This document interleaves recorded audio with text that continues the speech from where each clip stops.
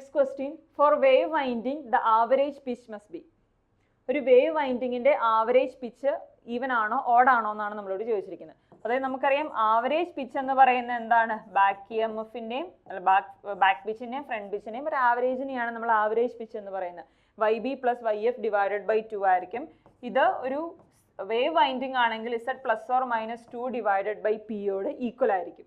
അതായത് ഒരു wave വൈൻഡിങ്ങിൽ average pitch എന്ന് പറയുന്നത് എപ്പോഴും ഒരു ഇൻഡിജർ ആയിരിക്കണം. അതൊരിക്കലും ഒരു ഫ്രാക്ഷണൽ വാല്യൂ വരാൻ പറ്റില്ല. അത് ഈവൻ ആവാം ഓഡ് ആവാം, എപ്പോഴും ഒരു ഇൻഡിജർ ആയിരിക്കണം, ഒരിക്കലും ഒരു ഫ്രാക്ഷണൽ വാല്യൂലോട്ട് പോകരുത്. സോ നമ്മുടെ ഓപ്ഷൻ എന്ന് പറയുന്ന ഓപ്ഷൻ ബി ആയിരിക്കും. ഓഡ് ആവാം ഈവൻ ആവാം, പക്ഷെ അതൊരിക്കലും എന്താണ്, അതൊരു ഫ്രാക്ഷണൽ വാല്യൂ ആയിരിക്കരുത്. Okay, next question, energy stored in magnetic field is. നമുക്കറിയാം ഇൻഡക്ടർ സ്റ്റോർ ചെയ്യുന്നത് ഏതിന്റെ ഫോമിലാണ്, എനർജി മാഗ്നറ്റിക് ഫീൽഡിന്റെ ഫോമിലാണ് എനർജി സ്റ്റോർ ചെയ്യുന്നത്. അതിന്റെ എക്സ്പ്രഷനൊക്കെ നമ്മൾ ഡിസ്കസ് ചെയ്തതാണ്. ദാറ്റ് ഈസ് ഹാഫ് Li² ആണ് energy stored in A magnetic field എന്ന് പറയുന്നത്. ഇവിടെ L എന്ന് പറയുന്നത് ഇൻഡക്റ്റൻസ് ഓഫ് ദ കോയിൽ ആണ്, I എന്ന് പറയുന്നത് കറന്റ് ത്രൂ ദ കോയിൽ ആണ്. സോ നമ്മുടെ ഓപ്ഷൻ ആയിട്ട് വരുന്നത് ഹാഫ് Li², ഓപ്ഷൻ സി ആയിരിക്കും.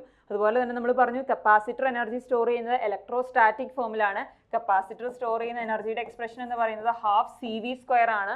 വേർ സി എന്ന് പറയുന്നത് കപ്പാസിറ്റൻസ് ആണ്, വി എന്ന് പറയുന്നത് വോൾട്ടേജ് അക്രോസ് ദ കപ്പാസിറ്റർ ആണ് അല്ലേ. സോ ഇവിടെ നമ്മളോട് ചോദിക്കുന്ന മാഗ്നറ്റിക് ഫീൽഡ് സ്റ്റോർ ചെയ്തേക്കുന്ന എനർജിയാണ്. സോ ഓപ്ഷൻ സി ആയിരിക്കും ആൻസർ ആയിട്ട് വരുന്നത്. Next question, PERT is. ഇതൊരു മാനേജ്മെന്റ് സൈഡിൽ നിന്ന് വരുന്ന ഒരു ക്വസ്റ്റ്യൻ ആണ്. പെർട്ട് എന്ന് പറയുന്നത് programme evaluation and review technique എന്നാണ് ഈ പെർട്ടിന്റെ ഫുൾ ഫോം. എന്താണ് programme evaluation and review technique? നമ്മുടെ സിലബസിൽ എന്തായാലും ഇല്ല, ഇതൊരു മാനേജ്മെന്റ് സൈഡിൽ നിന്ന് വന്നിരിക്കുന്ന ഒരു ക്വസ്റ്റ്യൻ ആണ്. Next question, the drive motor used in A mixer grinder is. ഏതൊക്കെയാണ്? DC motor, synchronous motor, induction motor, universal motor. നമ്മൾ ഒരുവിധം എല്ലാ ഡൊമസ്റ്റിക് ആപ്ലിക്കേഷൻസിലും നമ്മൾ യൂസ് ചെയ്യുന്ന മോട്ടോർ എന്ന് പറയുന്നത് യൂണിവേഴ്സൽ മോട്ടോർ ആയിരിക്കും. ഇപ്പോൾ നമ്മൾ സ്വീവിങ് മെഷീൻ എടുത്തോട്ടെ, മിക്സർ ഗ്രൈൻഡർ എടുത്തോട്ടെ, ഏതിലാണെങ്കിലും നമ്മൾ യൂസ് ചെയ്യുന്ന ഒരു മോട്ടോർ എന്ന് പറയുന്നത് യൂണിവേഴ്സൽ മോട്ടോർ ആയിരിക്കും. യൂണിവേഴ്സൽ മോട്ടറിന്റെ പ്രത്യേകത എന്താണെന്ന് വെച്ച് കഴിഞ്ഞാൽ അതെന്താണ്, അതൊരു AC-യിലും DC-യിലും വർക്ക് ചെയ്യാൻ പറ്റുന്ന ഒരു മോട്ടറാണ്. അതായത് ജസ്റ്റ് ഒരു DC സീരീസ് മോട്ടറിനോട് ഈക്വൽ ആണ്. ഒരു DC സീരീസ് മോട്ടറിൽ നമുക്കറിയാം ഫീൽഡ് വൈൻഡിങ് സീരീസ് ആയിട്ടാണ് നമ്മൾ പ്ലേസ് ചെയ്തേക്കുന്നത് അല്ലേ.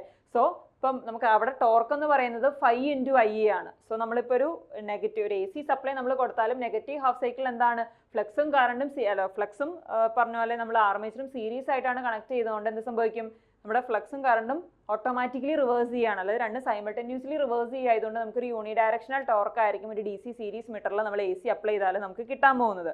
സോ അങ്ങനെ നമ്മൾ ഓപ്പറേറ്റ് ചെയ്യുന്ന ഒരു AC-യിലും DC-യിലും യൂസ് ചെയ്യാൻ പറ്റുന്ന ഒരു മോട്ടറിനെയാണ് നമ്മൾ യൂണിവേഴ്സൽ മോട്ടർ എന്ന് നമ്മൾ പറയുന്നത്. നമ്മൾ എല്ലാ ഡൊമസ്റ്റിക് ആപ്ലിക്കേഷൻസിലും സീവിങ് മെഷീനിലായിക്കോട്ടെ, മിക്സർ ഗ്രൈൻഡറിലായിക്കോട്ടെ, ഫുഡ് മിക്സറിലായിക്കോട്ടെ, എല്ലാത്തിലും നമ്മൾ യൂസ് ചെയ്യുന്നത് ഏത് മോട്ടർ ആയിരിക്കും? യൂണിവേഴ്സൽ മോട്ടർ ആയിരിക്കും. ഇതിന്റെ സ്പെഷ്യാലിറ്റി AC-യിലും DC-യിലും നമുക്ക് യൂസ് ചെയ്യാവുന്നതാണ്.